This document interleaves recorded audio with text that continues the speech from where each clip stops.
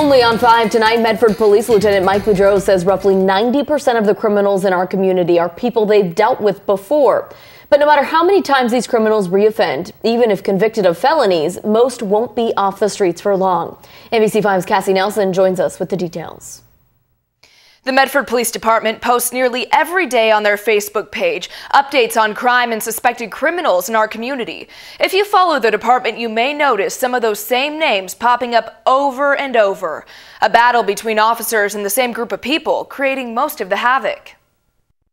It's a complex problem Medford Police Lieutenant Mike Boudreau says doesn't have an easy answer. From a law enforcement standpoint, one of the most frustrating things that we have to deal with is the fact that we have to arrest the same people over and over again. What to do with criminals who reoffend? We loosely say it's 10% of the population committing 90% of the crime. A search on Medford mugshots shows some well-known criminals have been arrested dozens of times. There's countless examples of criminals that we arrest over and over again. It's not only frustrating to police officers. It's discouraging to everybody, including the defense bar.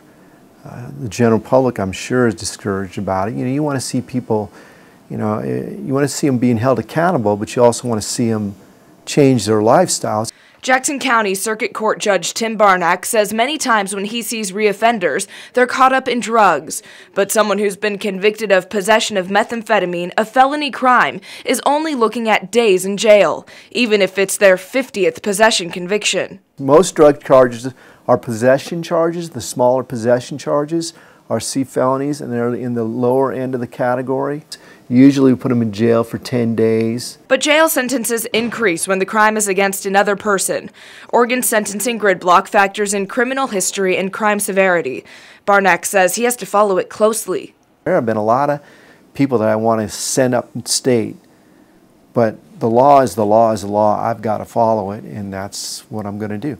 Jackson County District Attorney Beth Heckert says while the grid block ensures consistent punishments from county to county, some serious crimes don't always result in serious jail time. Maybe they have no criminal history, though, so under the guidelines they're really not looking at a lot of time, even though this particular offense was somewhat serious. And with Jackson County reducing jail beds and state prisons asking counties for fewer inmates, who was sent to jail is decided carefully. We unfortunately don't have enough beds to hold every single person who gets sentenced or commits a crime, and so they have to make some of those choices. That means some people convicted of lower class felonies won't serve time at all.